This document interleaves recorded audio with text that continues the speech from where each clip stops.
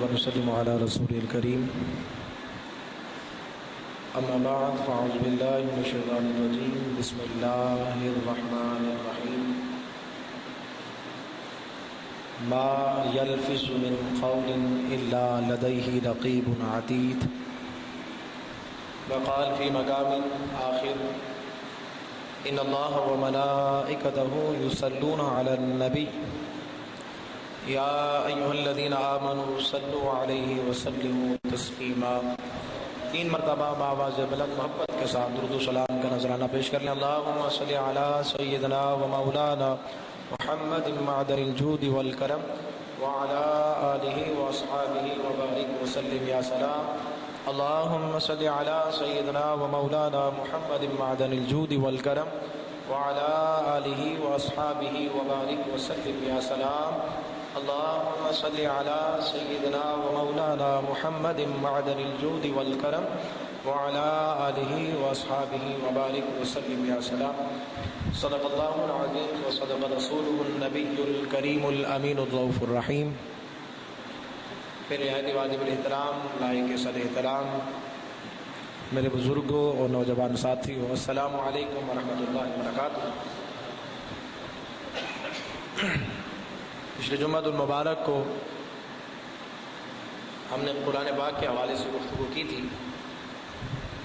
اور آج جس آیہ کریمہ کو میں نے تلاوت کیا ہے، آج مختصر وقت میں اور آج کے جمعہ المبارک میں ہم زبان کے آداب سیکھیں گے، اور آج اپنا محاسبہ بھی کریں گے کہ ہم اپنی زبان کو کہاں کہاں استعمال کرتے چلے آ رہے ہیں، اور آئندہ کے لیے آج کے درس کے بعد پھر عہد کریں گے کہ ہماری زبان فضول کاموں میں نہ کھلے، اگر کھلے تو صرف محبوب کے ذکر میں کھلے۔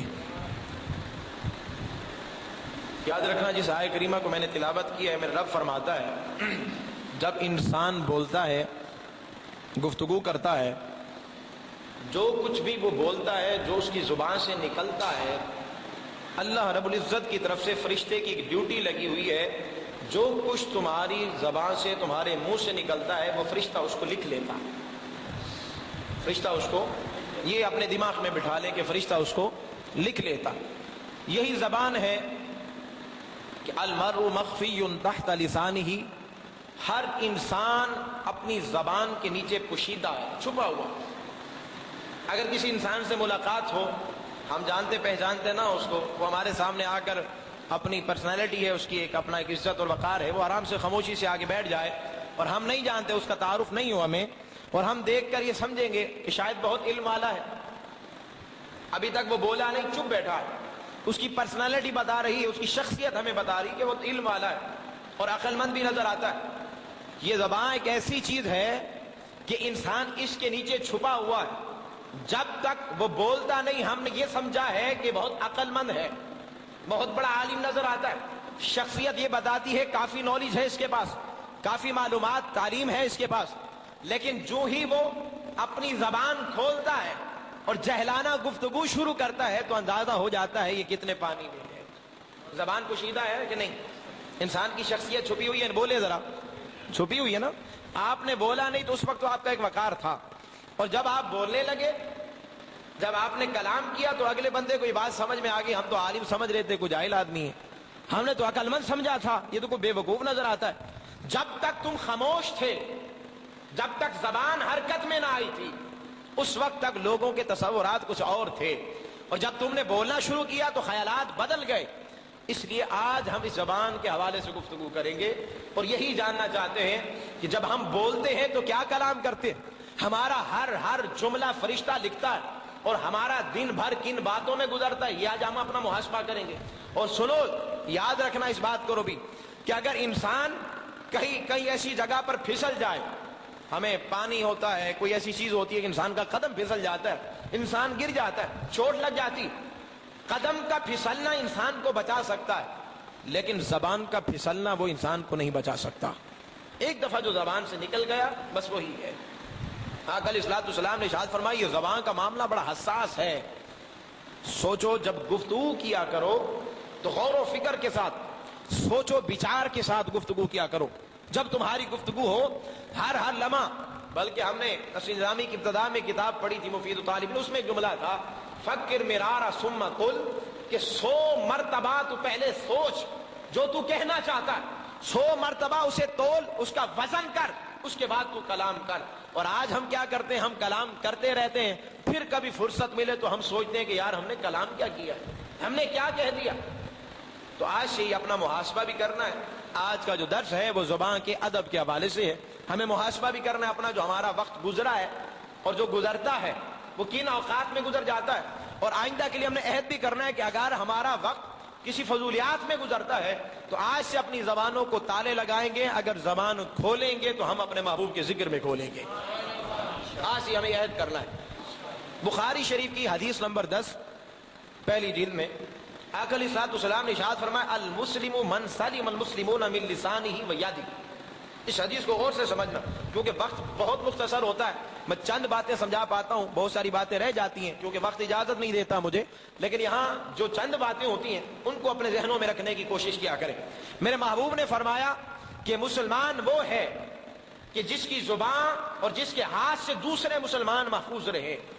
اب سنیں، یہاں پر میرے محبوب نے 2 چیزوں کا ذکر کیا ہے کہ زبان سے اور ہاتھ سے محفوظ رہے. چاہیے تو یہ تھا کہ میرے محبوب اور اعضاء کا بھی ذکر کرتے. ہم دوسرے اعضاء سے بھی تو لوگوں کو تکلیف پہنچا سکتے ہیں. ہمارے پاس کتنے اعضاء ہیں کہ ہم لوگوں کو تکلیف دے سکتے ہیں، پر میرے محبوب نے اس حدیث مبارکہ کے اندر 2 چیزوں کا ذکر کیا ہے. پہلی چیز زبان ہے، دوسرے ہاتھ ہے. سوال یہ اٹھتا ہے اگر ہاتھ سے تکلیف پہنچتی ہے، ہم نے کسی کو تکلیف دینی ہو، ہاتھ سے تکلیف زیادہ دی جا سکتی ہے. محبوب پہلے ہاتھ کا ذکر کرتے پھر زبان کا ذکر کر دیتے، لیکن یہاں پر حکمت سمجھ میں نہیں آتی.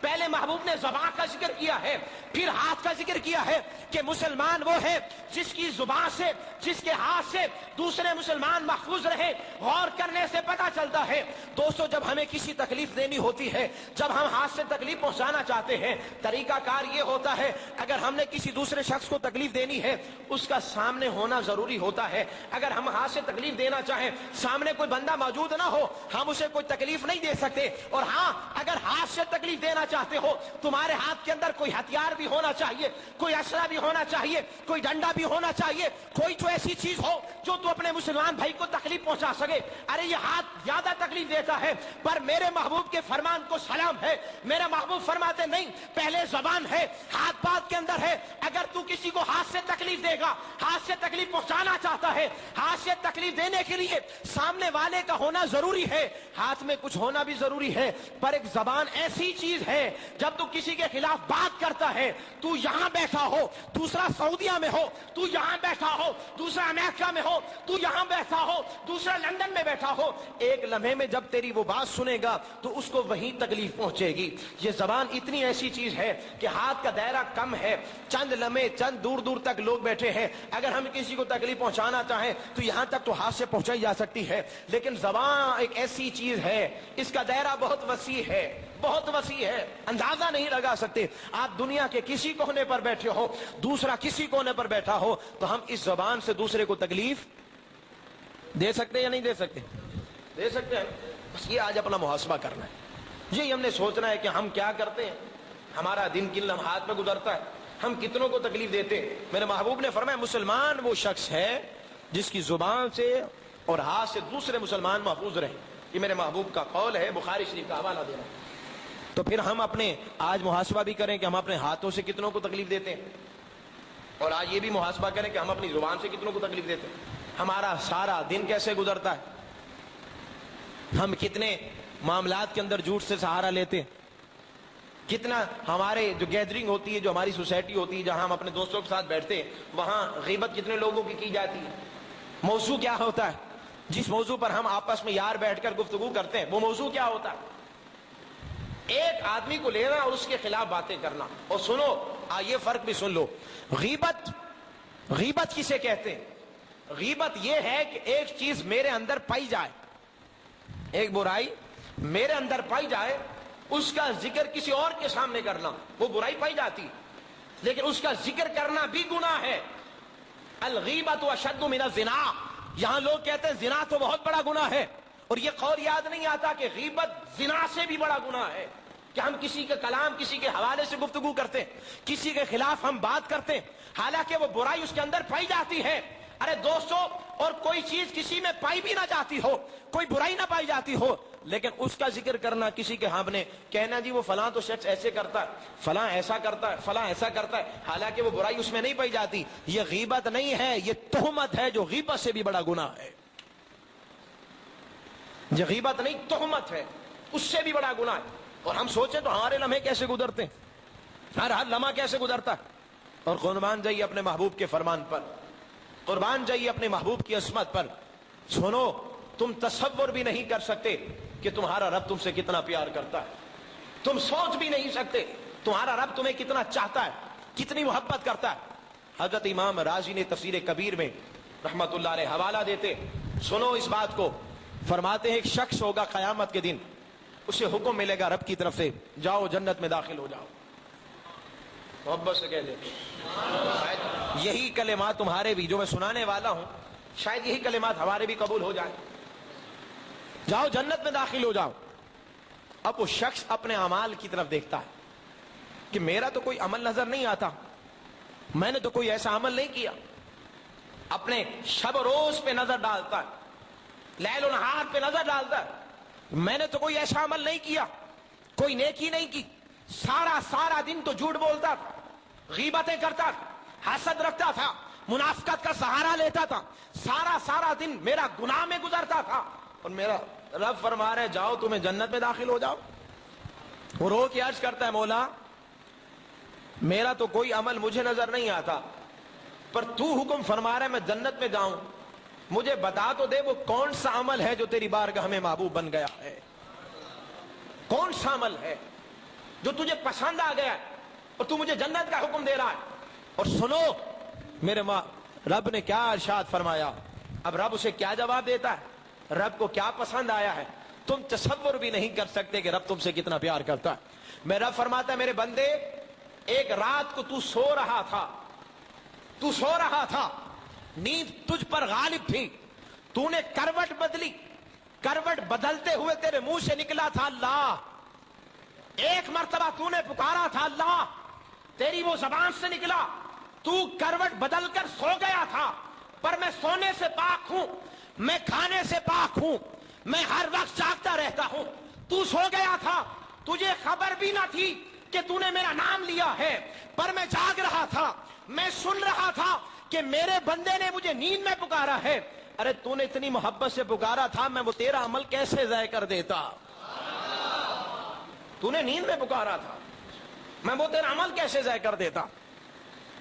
اور کرو, اگر کوئی بھول کر نیند میں, بھول کر, تصور نہیں, خیال ہی نہیں, بس نیند کا غلبہ اور اسی میں آ کر کوئی میرے رب کو پکارے, تو میرا رب اسی چھوٹے سے عمل کی وجہ سے اسے معاف کر دے.